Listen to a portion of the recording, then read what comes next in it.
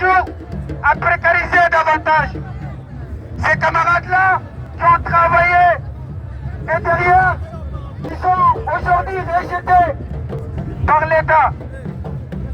Parce que ces camarades-là, ils ont travaillé, ils n'ont rien demandé. La seule chose qu'ils ont demandé, l'ensemble des travailleurs et les travailleuses en situation irrégulière, le minimum de choses qu'on peut faire pour ces gens-là, c'est pour les régulariser. Solidarité avec les travailleurs.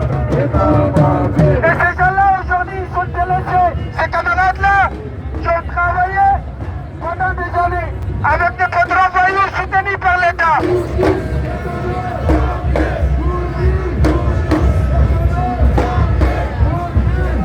Ces patrons voyous-là, comme disent tout le temps, on a entendu l'ex-ministre de l'Intérieur qui nous disait qu'ils vont être gentils et méchants avec les méchants.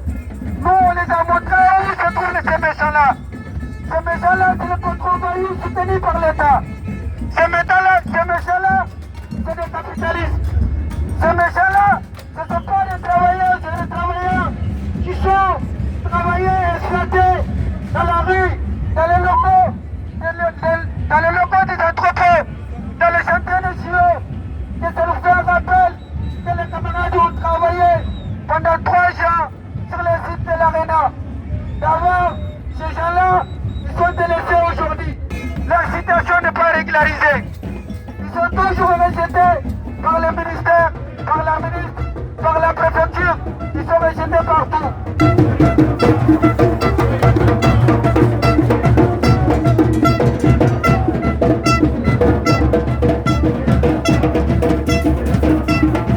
Aujourd'hui, il y a des camarades qui sont dans la même situation, qui ont fait des grèves pendant 3 ans de lutte. Et ces 3 ans de lutte-là, ils ont fait dans un où on les savait tous. Ils ont maintenu leur piquet de grève pendant 3 ans, qui ont travaillé entre les murs de Chronopost et l'État. Et ces gens-là, ils sont restés dans leur piquet de grève pendant 3 ans. Et d'un bon matin, sans les prévenir, ils sont venus détruire le piquet, envoyer les gens, les excuser, sans donner ces gens-là une seule chose, ils prennent leurs affaires. Ils n'ont pas eu le temps de récupérer leurs affaires personnelles. Et c'est la honte. On vit ici. On vit ici. On vit ici. On vit ici. On vit ici. On reste ici. On reste ici. On reste ici. On reste ici. On a besoin des contrôles. Pour faire la paix. Aujourd'hui, on est sorti de la rue pour dire la honte à ces pouvoirs qui continuent toujours à stigmatiser, voire même à dénigrer les réfugiés. On est sorti pour dire la honte à ces pouvoirs qui font la guerre aux sans-papiers. On est sorti pour dire c'est la honte à ces pouvoirs qui continuent toujours à délaisser les jeunes mineurs dans la rue. Que leur place n'est pas dans la rue. Ils doivent être accompagnés, avoir l'éducation et la santé pour tous. Aujourd'hui, on est sorti pour dire à l'État que les travailleurs, l'ensemble des travailleurs qui sont là, et les travailleurs, que la préfecture continue à fermer les portes. La préfecture, ce n'est pas un lieu d'aller prendre les petits cafés, c'est un lieu de travail. Aujourd'hui, il faut faire les rendez-vous. On te donne 2 ans, voire même 3 ans pour renouveler un titre de séjour. Les rendez-vous de la préfecture aujourd'hui, on fait la queue derrière les ordi, on fait la queue derrière les téléphones, on fait la queue derrière les taxis pour pouvoir avoir les rendez-vous. Et c'est ça qui n'est pas normal.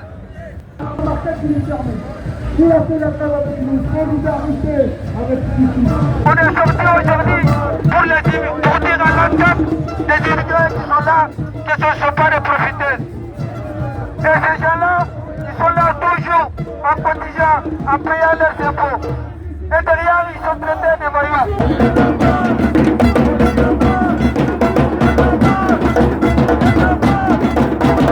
Et ces gens-là, ils cotisent pour continuer à payer la dette coloniale de l'État.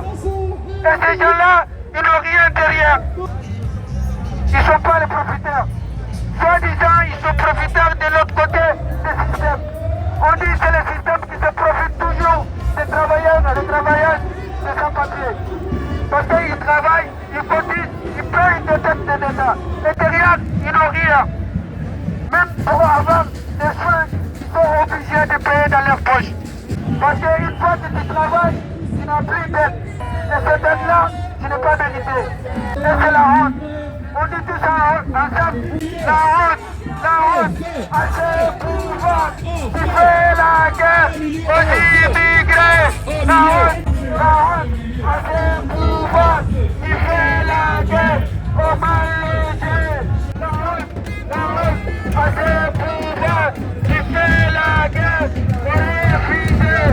La lutte continue, camarades. Merci beaucoup.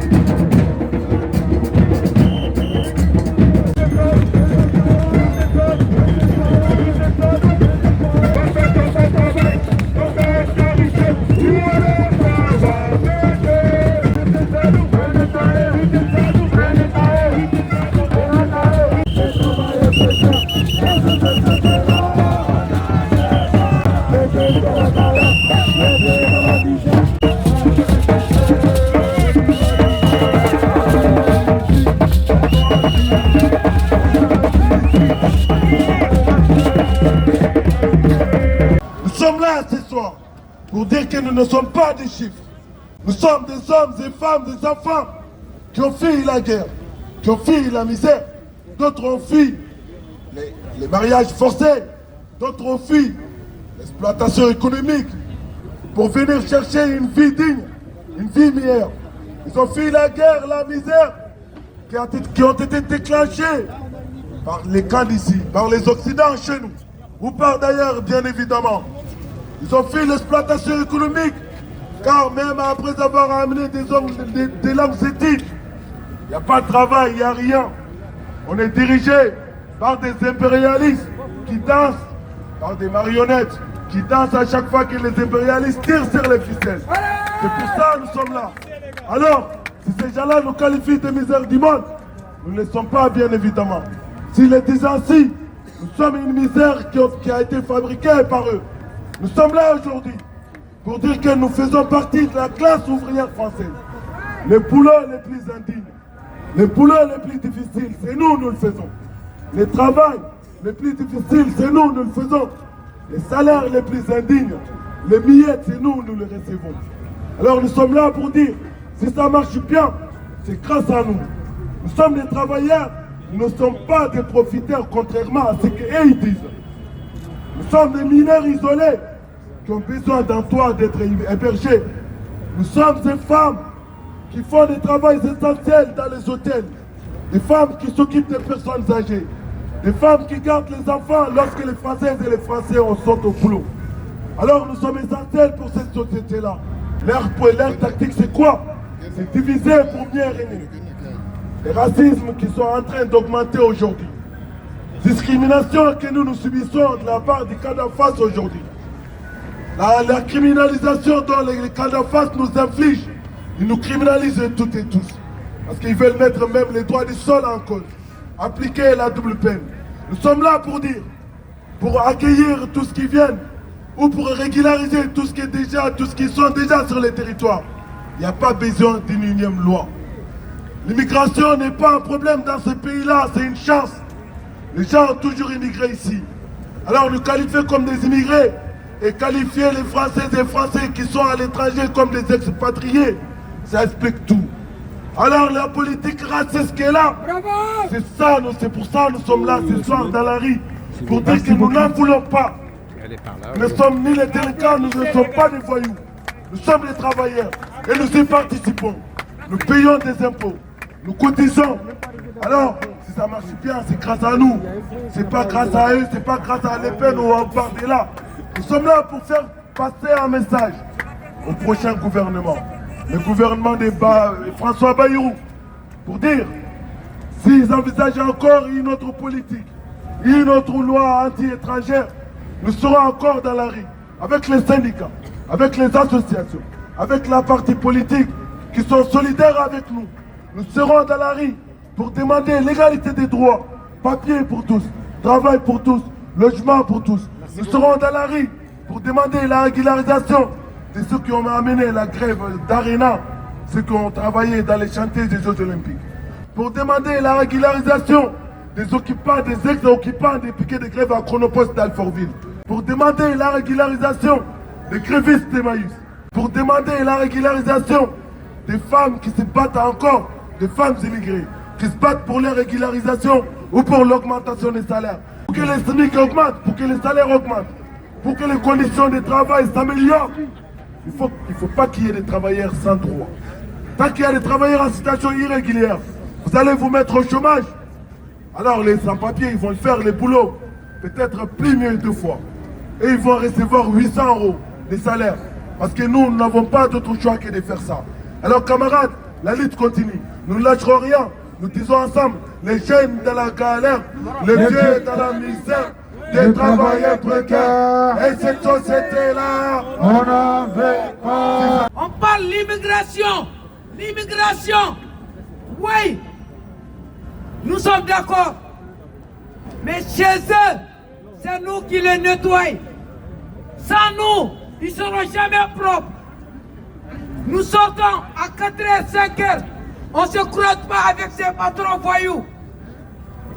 Surtout les femmes qui sont les oubliés de cette société. Sans-papiers de France, ils vont se mettre ensemble en grève. Il ne serait que cette semaine, il n'y a que certains secteurs entiers et de la production française. Ils s'écrouillent certains, comme le BTP, la restauration, le nettoyage et à l'aide à la personne. Nous le clamons bien honte. Honte à ce gouvernement qui est à genoux devant les fascistes du Rassemblement National. Honte à la lâcheté de ce gouvernement qui n'a pas le courage politique de nous régulariser. Honte à ce gouvernement qui nous raquette car des centaines de milliers de sans-papiers payent les cotisations sociales pour la retraite, le chômage, alors que nous ne pouvons en bénéficier. Pour gagner et arracher l'égalité des droits, il est fondamental que les sans-papiers et les collectifs, les associations, les syndicats s'unissent, combattent ensemble coude à coude. Seuls, on va plus vite, mais ensemble et unis, on va plus loin. On est là ce soir à la manifestation, mais on est aussi en occupation à la Gaîté Lyrique. Les collectifs de sans-papiers luttent depuis des années. Ça fait 1 an que les mineurs isolés sont au front, occupent des bâtiments, dérangent les événements de la ville de Paris. Et on en est où maintenant? Avec 800 jeunes qui croupissent dans des gymnases et 300 qui sont à la rue. Quand est-ce que ça va s'arrêter? Comme on le dit, la place d'un mineur, ce n'est pas être dans la rue. C'est d'être allé à l'école et avoir droit à un bon logement, et avoir droit à l'école, et avoir droit à la santé. Les jeunes mineurs, au fur et à mesure, chaque jour, il se fait mettre dehors par le département. Des jeunes qui se retrouvent à la rue, qui se retrouvent en bas des ponts, qui se retrouvent en bas des squats, qui vivent dans la solitude, dans la misère, dans la précarité. Nous disons non à cela. Que nous aussi, les étudiants étrangers, nous avons le droit de venir étudier en toute liberté, d'avoir le droit de rentrer voir nos familles que nous n'avons pas vues depuis longtemps, de pouvoir venir étudier sans la boule au ventre, de pouvoir étudier tranquillement. Donc nous, on demande la régularisation de tous les étudiants et étudiantes étrangers et étrangères pour que nous puissions accéder à nos droits les plus fondamentaux. On attend les journalistes anti-immigratoires sur les plateaux télé qui disent qu'il y a tous ceux qui disent pourquoi il ne peut pas expulser toutes ces personnes. Mais ils ne se posent pas la question, pourquoi on donne l'OQTF à toutes ces personnes? Ces personnes, en venant de travail, on les arrête, on leur donne une obligation de quitter le territoire. Quand tu fais une demande de titre de séjour, en cas de refus, on te donne une obligation de quitter le territoire. Ça n'a rien à voir avec la délinquance. 96% de nos QTF, ça n'a rien à voir avec la délinquance. Mais ces racistes-là, les fachos, ils font croire que nos QTF, ça a à voir avec la délinquance, ça n'a rien à voir avec. Ils nous parlent aussi de l'aide médicale d'État. Ils nous disent qu'on est venu profiter de la système. C'est du contraire. C'est le système qui est en train de profiter des sans-papiers. Parce que les sans-papiers, ils travaillent, ils cotisent, ils payent des impôts. Ils n'ont pas droit à un arrêt maladie. Ils n'ont pas droit au chômage. Ils n'ont pas droit à l'appel. Nous allons laisser la parole à des camarades qui sont en grève depuis 2 mois de l'entreprise Orange Fox. Les camarades sont issus de Russie et d'Ukraine. La preuve que les travailleurs, ensemble, les conflits, les guerres, ça ne les arrête pas et ils se retrouvent coude à coude pour mener la lutte. Donc je passe la parole à Bogdan. Merci. Moi, je vais laisser parole à un autre gréviste. Il va intervenir en russe et puis je vais traduire. Друзья, это очень простая история, которая случилась не только с русскими и украинцами, но с большинством людей здесь. Les camarades, c'est une histoire très simple qui passe juste avec nous, mais que je crois s'est passé avec plusieurs d'entre vous aussi.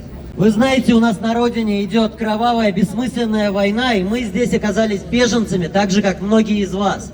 Беженцами, значит, без документов, значит, мы не знаем французский язык, и значит, мы должны искать унизительные подработки за 7 евро в час. Comme vous savez, il y a une guerre affreuse chez nous, une guerre sanglante, et donc nous nous trouvons ici en tant que les exilés, en tant que les réfugiés, comme pas mal d'entre vous, je crois. Mais qu'est-ce que ça veut dire pour nous qu'on n'a pas de papier, qu'on n'a pas de papier bien au moins, qu'on ne parle pas français et qu'on doit bosser dans une job le plus méprisante et la plus affreuse du monde juste pour ne pas mourir du fond. Мы устроились туристическими гидами и возили здесь американских туристов за 7 евро в час. А наш механик работал 7 дней в неделю по 10 часов. Nous nous sommes employés en tant que guide touristique et on faisait des excursions pour les touristes américaines ici pour 7 € par heure. Et notre mécanicien, il travaillait 7 sur 7 pour 8, 9, 10 heures chaque jour, littéralement chaque jour. Дальше вы все знаете. Если вы работаете без контракта, нет фиш ДПФ, нет фиш ДПФ, нет бумаг, нет нормальной работы, нет нормальной работы, нет фиш ДПФ. И все по кругу. Et après, vous savez, quand vous n'avez pas de contrat, il n'y a pas de fiche de paye. Quand il n'y a pas de fiche de paye, il n'y a pas de papier. Quand il n'y a pas de papier, il n'y a pas de bon travail. Quand il n'y a pas de bon travail, il n'y a pas de contrat. Et c'est dans ce cercle vicieux. А дальше туризм — это как сельское хозяйство. В октябре пошли дожди, не стало солнца, меньше туристов. Половину гидов уволили, всех механиков, кроме одного, уволили. Зарплату понизили.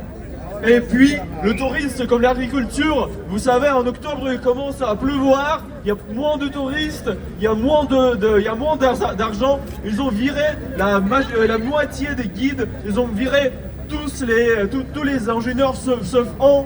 Et ouais. Наши боссы — это тоже русские украинцы, и когда мы к ним пришли и попросили не снижать зарплату, они нам ответили: ребята, мы обвиним вас в полиции за то, что вы не платили налоги с чаевых, и вы отправитесь в Украину и в Россию, а там вас ждет военкомат и фронт. Et notre patron sont également russes et ukrainiens, et on lui a approché en disant est-ce que peut-être je ne peux pas diminuer nos salaires quand même. Et nous avons dit on va porter plainte contre vous à la commissariat de police parce que vous n'avez pas payé des impôts de votre pourboire. Et vous serez déportés, vous serez envoyés chez vous, en Russie, en Ukraine, et puis vous vous trouvez où? Dans l'armée, dans le champ de bataille, et vous devrez tirer les uns les autres. В их глазах, если мы зарабатывали 7 евро в час, мы никто, насекомые, разговаривать с нами не о чем. И тут они совершили ошибку, они недооценили силу солидарности. В тот день, когда мы решили оккупировать наш офис, нас собралось 100 человек с помощью СЖТ. И там сидит один менеджер, и входит демонстрация с красными флагами. Mais notre patron, ils ont fait une autre erreur. Ils pensaient que nous sommes des insectes et pas des ouvriers, qu'il faut pas parler avec nous. Et finalement, quand nous sommes entrés en occupation de notre office, notre local, avec le soutien de la CGT, c'était une vraie manif, une centaine de personnes qui entrent là-bas avec les drapeaux rouges, et notre seul manager le voit, et il était, c'était fou. Тогда они поняли, что мы сила. И тогда мне позвонил собственник и стал говорить: давай заключим компромисс. Давай заключим компромисс, но пойми, мы не можем подписывать контракты, потому что это означает налоги. А мы не можем платить налоги, это безумие. Et ce moment-là, ils ont compris qu'il faut parler avec nous. Et le propriétaire même de l'entreprise nous a appelés et nous a proposé le compromis. Il faut. Я хотел сказать, это история не про мигрантов, это история про всю Францию. Наша нищета, наша прекарность – это дыра во французском бюджете.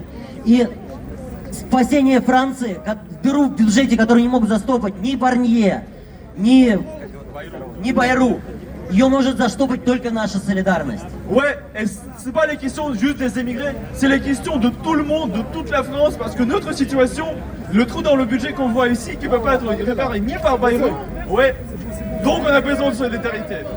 Ouais. Aujourd'hui, je prends la parole pour dire que le combat d'aujourd'hui, c'est le combat de tous. Ici, là, en ce moment, en France, il y a des citoyens de plusieurs zones. Il y a les sans-papiers, les gens qui ont la carte de séjour, où on leur fait miroiter, un coup tu l'as pas, tu as du mal à le renouveler. Après, ils se sont pris aux droits des gens qui ont des papiers. Après, on s'en prend aux droits des binationaux. Après, en fait, quand on n'est pas français de souche, il y a des Français de souche, il y a plusieurs catégories de Français, il y a plusieurs catégories de citoyens en France. Il faut qu'on soit tous les mains dans la main pour que tous sur le même sol, tous les mêmes droits. Pas de binationaux, pas de nationaux, pas de sans-papiers, pas de personnes qui ont la carte de séjour. On a tous les mêmes droits et tous sur le même sol. Merci beaucoup. Merci.